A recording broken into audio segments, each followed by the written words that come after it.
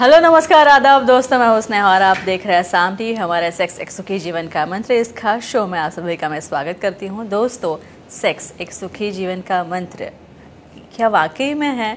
क्यों इसे ऐसा कहा जाता है, इस बारे में हम जानने वाले हैं और इस शो में आप सभी का मैं स्वागत करती हूं। दोस्तों, जब भी हमें कोई मेडिकल इमरजेंसी आती है या फिर हमारी तबीयत ठीक नहीं होती तो हम क्या करते हैं, हम जाके पहले हमारे जनों के साथ ये बात बता देते हैं कि मुझे ठीक नहीं लग रहा है, मेरी तबीयत ठीक नहीं है। लेकिन जब हम कुछ ऐसी समस्याएं महसूस करते हैं या फिर करती हैं जो सेक्स से जुड़ी हो या फिर कोई सेक्सुअल डिसफंक्शन जैसी समस्या, सेक्सुअल प्रॉब्लम्स हम फेस कर रहे हो, तो क्या हम ये सब सारी चीज़ें जाके बता सकते हैं?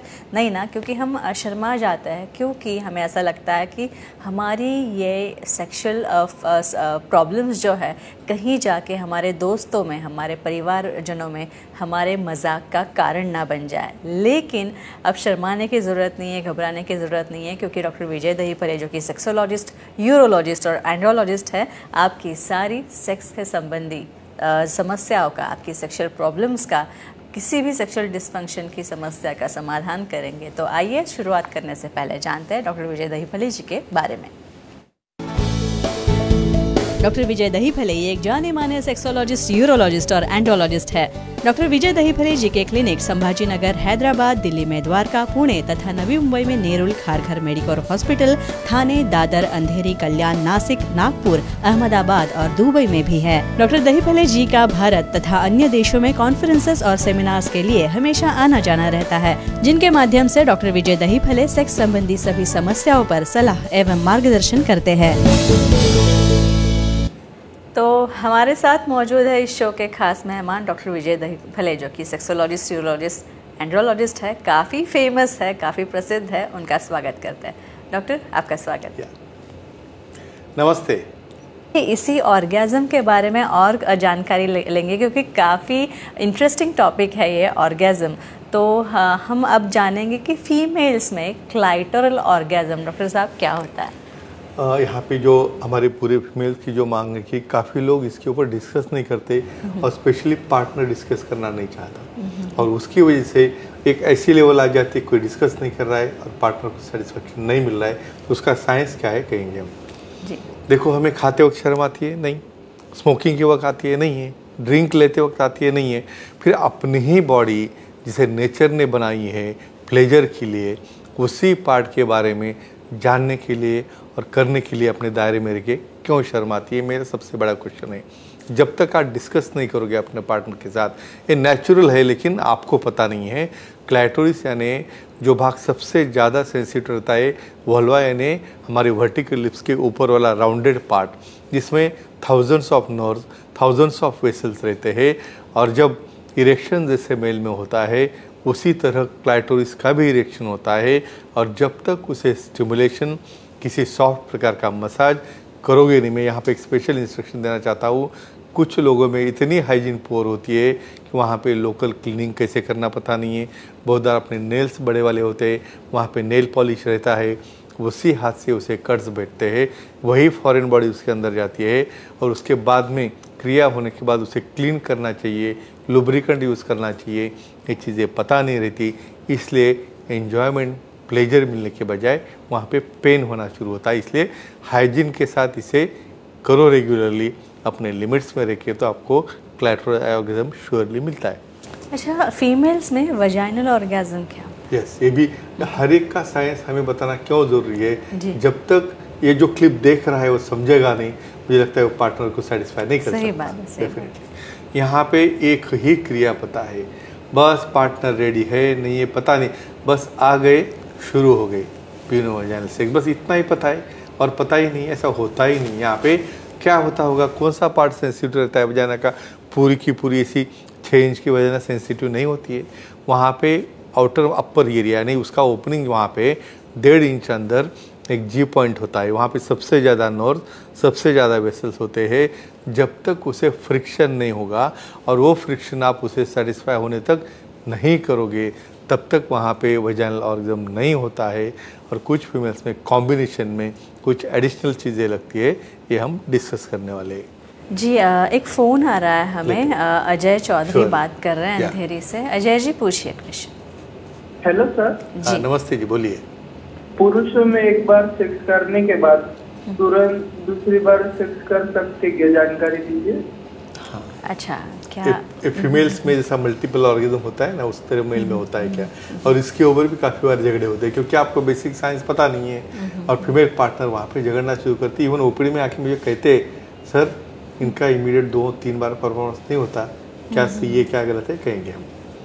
जैसे मल्टीपल ऑर्गेज्म फीमेल्स में होते हैं क्योंकि वो हार्मोन की वजह से, उसी तरह मेल में फिजियोलॉजी नहीं रहती है। वहाँ पे एक बार बल्बार वेसल्स यानी बल्बार रीजन के यानी हमारी मूत्रवाहिनी जो है उसके नीचे कुछ मसल्स रहते हैं, उसको कांटेक्ट होने की वजह से एक बार वीर्यस्खलन हो गया तो वो मसल फटीग हो जाते, रिलैक्स हो जाते। तो कम से कम उसे रिकवरी होने के लिए 1 या 2 घंटे लगते। हर पर्सन टू पर्सन ये वेरिएशन है, कुछ लोग 6 घंटे से ज़्यादा भी लेते। तो मल्टीपल टाइम एक ही सेटिंग में मेल परफॉर्म नहीं कर पाता क्योंकि उसकी फिजियोलॉजी फीमेल से अलग होती है।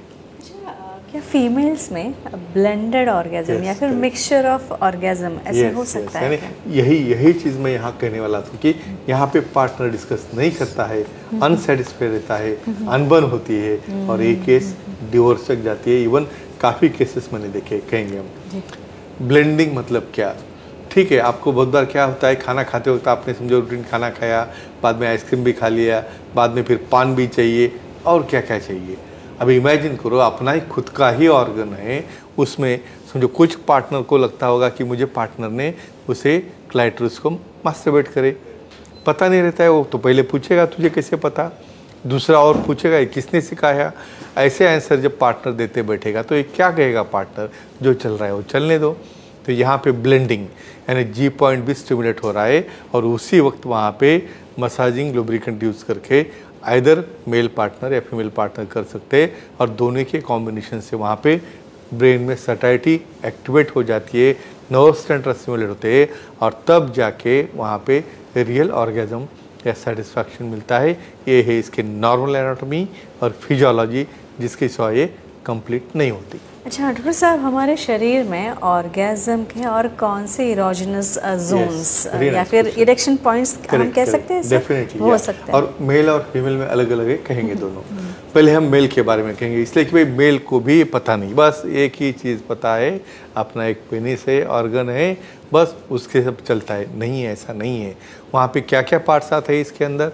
स्पेशली आता है पेनाइल शाफ्ट, बाद में आता है पेनाइल करोना, बाद में आता है पेनाइल ग्लांस, उसके बाद आते हैं नीचे के दोनों स्क्रोटम और अंदर जो अंडाशय या टेस्टिस है वो, उसके बाद आता है पेरिनियम। ये तो काफ़ी लोगों को पता ही नहीं था ने, स्क्रोटम के पीछे वाला हिस्सा उसे पेरिनियम कहते हैं। उसके बाद में पी पॉइंट में उसके ऊपर आने वाला हूँ। पी पॉइंट यानी प्रोस्टेट का पॉइंट रहता है कि एनल रीजन में 1.5 सेंटीमीटर अंदर जाने के बाद सबसे ज़्यादा सेंसिटिव पॉइंट रहता है जिसे स्टिमुलेट करने से मेल में ऑर्गेज्म होता है।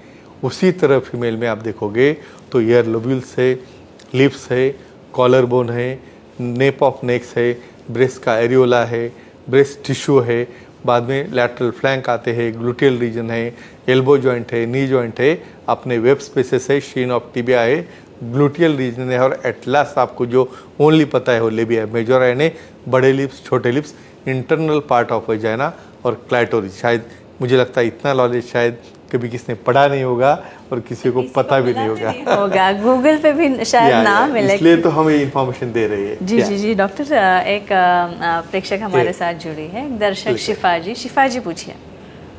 नमस्ते जी सर। हाँ नमस्ते जी, बोलिए।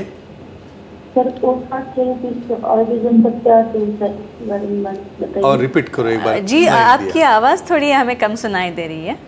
पोस्ट थेरेपी से ऑर्गेज्म पर क्या असर होता है, इसकी जानकारी। पोस्ट थेरेपी ऑर्गेज्म पे कैसे असर वेरी कॉमन। देखो हर एक को लगता है सब कुछ चल रहा है वो मेल के लिए चल रहा है, उसको पी शॉट दे रहे हैं, उसको एक्टिव करके आगे करना क्या है।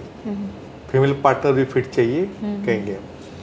पोस्ट शॉट यानी ऑर्गेज्मिक स्पॉट, मतलब यहाँ पे डिलीवरी हो गई, प्रेगनेंसी हो गई, एजिंग हो रहा है, अभी पार्टनर में ढीलापन आ रहा है, लचीलापन नहीं है, तो फिर मेल पार्टनर क्या कहता है, अभी इसमें कोई इंटरेस्ट नहीं है, मज़ा नहीं है। फिर कोई ऑप्शन रहता है दूसरा? नहीं रहता है कोई ऑप्शन। तो यहाँ पे अपने पार्टनर को ही ठीक करना है। वहाँ पे कोई क्रीम लगा के या वॉश करके वो अच्छा नहीं होता, टाइटनिंग नहीं आता वजाइनल। तो उसके लिए अपने ही ब्लड में से प्लेटलेट निकाल के 12 o'clock पोजीशन या पूरे वजाइना में उसको इंजेक्ट किया जाता है, जिसकी वजह से नए नर्व्स वेसल से फाइब्रोब्लास्ट से तैयार होके वहाँ पे टाइटनिंग आता है। ये डे केयर प्रोसीजर है, काफ़ी पेनफुल है, कुछ नहीं रहती है, लोकल एनेस्थीसिया में होता है, इसे कहते हैं वो शॉर्ट थेरेपी। तो शायद आप डेफिनेटली इन्फॉर्मेशन सुन के आप उसका बेनिफिट ले सकते हो। अच्छा, अगर पुरुषों में वीर्यस्खलन ना हो तो क्या करें? तो ऐसा भी होता है, करेक्ट कहेंगे हम। इससे ड्राई इजैकुलेशन मतलब आप एक्ट करते जा रहे हो लेकिन वहाँ पे आप थक गए, नहीं हो रहा है। कुछ लोगों में हैबिचुअल मीन्स शादी होने के पहले या पार्टनर साथ में भी हो, इतना हेवीली मास्टरबेशन करते हैं कि उसके सेंसेशन इतने डाउन होते हैं, तो सिर्फ हाथ टच होगा तो ही इजैकुलेट कर पाता। तो काफ़ी फीमेल कहते हैं सर ये सिर्फ हाथ से करते बैठता है और मैं ऐसे ही सो जाती हूँ। दूसरा पार्ट क्या है, न्यूरोलॉजिकल, यानी कुछ केसेस में कुछ न्यूरोलॉजिकल प्रॉब्लम होगा, डिट्रूसर स्पिंक्टर डिसनर्जिया, मतलब वहाँ का वीर्य आगे आने के बजाय रिवर्स में पीछे जाता है। तो ऐसे केसेस में ये ड्राई इजैकुलेशन रहता है। लेकिन सेक्सुअलाइज यूरोलॉजिस्ट एंडोलॉजिस्ट को मिलके उसे कुछ स्टिमुलेटर से, वाइब्रेटर से या कुछ प्रोस्टैटिक मसाज से उसे हम डेफिनेटली इजैकुलेशन दे सकते हैं। अच्छा डॉक्टर साहब, जैसे हमारी उम्र बढ़ती है तो इस तृप्ति की फीलिंग पे, ऑर्गेज्म पे भी जाहिर असर होता होगा, किस प्रकार का असर होता है? लेकिन इसलिए फिटनेस मेंटेन रखना ज़रूरी है, अदरवाइज 40 वाले 60 में जाएंगे और 60 वाले 40 में आएंगे कहेंगे। क्या होता है एजेंट से हाइपो, जो समझो अपने टेस्टोस्टेरोन है, फीमेल्स में एस्ट्रोजन प्रोजेस्टेरोन है, जैसे मीनोपॉज फीमेल में आता है उसी तरह एंड्रोपॉज मेल में आता है। तो ये हार्मोन कम होने की वजह से वहाँ पे सेंसेशन चले गए, ब्लड लेवल कम हो गया, आपको डायबिटीज़ है, बीपी है, सेंसेशन लेकर इस तरह वहाँ के सेंसेशन डाउन होने से आपका ऑर्गेज्म कम होता है। लेकिन इसलिए तो उसे हम मेंटेनेंस करने के लिए पी शॉट और ओ शॉट थेरेपी ले सकते हैं। तो फ्रेंड्स, शायद आपको ये एपिसोड में ध्यान में आया होगा कि अपने पार्टनर से डिस्कशन करके क्यों क्रिया करनी चाहिए, नहीं तो आप काफ़ी बुरी तरह से आपके पर्सनल रिलेशन को अफेक्ट कर सकते हैं। आई फील आप कुछ कह सकते हैं। क्योंकि डॉक्टर साहब इतनी सारी बातें हमें बताते हैं, वो भी काफ़ी सोच समझ के, उनका काफ़ी अभ्यास है इसके ऊपर, इतने सालों की प्रैक्टिस है और इतने बड़े अनुभव के ज़ोर पे ही डॉक्टर साहब बहुत ही अच्छी मार्गदर्शन हमें करते हैं। तो दोस्तों, ये थे हमारे डॉक्टर विजय दहीफले, जिन्होंने सेक्स संबंधी समस्या और उसके हवाले पे काफ़ी अच्छी उम्दा जानकारी दी। और दोस्तों, अगर भी आपको भी डॉक्टर साहब से मिलना है तो उनकी सलाह लेनी तो ज़रूर आप ले सकते हैं। डॉक्टर साहब, आप यहाँ पे आए, बहुत धन्यवाद आपका। लेकिन अगले शुक्रवार हम ज़रूर मिलने वाले हैं। लेकिन फिर भी एक बार आपको याद दिला दूँ कि सारे सेंटर्स के नाम आपको बता दूँ। अंधेरी में, दादर में, नवी मुंबई में, नेरुल, थाने, कल्याण, पुणे, नासिक, औरंगाबाद यानी संभाजी नगर हम जिसे कहते हैं अभी, हैदराबाद, नागपुर, दुबई में भी डॉक्टर साहब के सेंटर्स है। यहाँ पे आप जा सकते हैं और सर से ये सारे सेंटर्स के नंबर्स जो है, फ़ोन नंबर्स भी हमने दे रखे हैं, वो फ़ोन नंबर्स आप नोट डाउन कर लीजिए। ईमेल आईडी है, वेबसाइट है डॉक्टर साहब की sexologist.vijaydahiphale.in। इस वेबसाइट पे अगर आप विजिट करेंगे तो आपको अपॉइंटमेंट का बटन दिखेगा, क्लिक कीजिए और आसानी से डॉक्टर साहब की अपॉइंटमेंट आप पा सकते हैं और सारी सेक्सुअल प्रॉब्लम से आप छुटकारा पा सकते हैं। तो डॉक्टर, आप यहाँ आए, फिर एक बार आपका धन्यवाद। तो अब वक्त हो चला है दर्शकों को भी विदा करने का, लेकिन अगले शुक्रवार हम ज़रूर डॉक्टर साहब के साथ मिलेंगे नए इंटरेस्टिंग टॉपिक्स के साथ। तब तक के लिए नमस्ते। नमस्ते।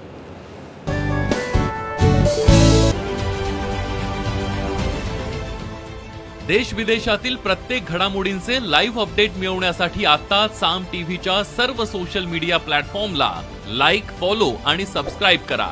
तसंच सर्व नोटिफिकेशनसाठी बेल आयकॉन प्रेस करायला विसरू नका।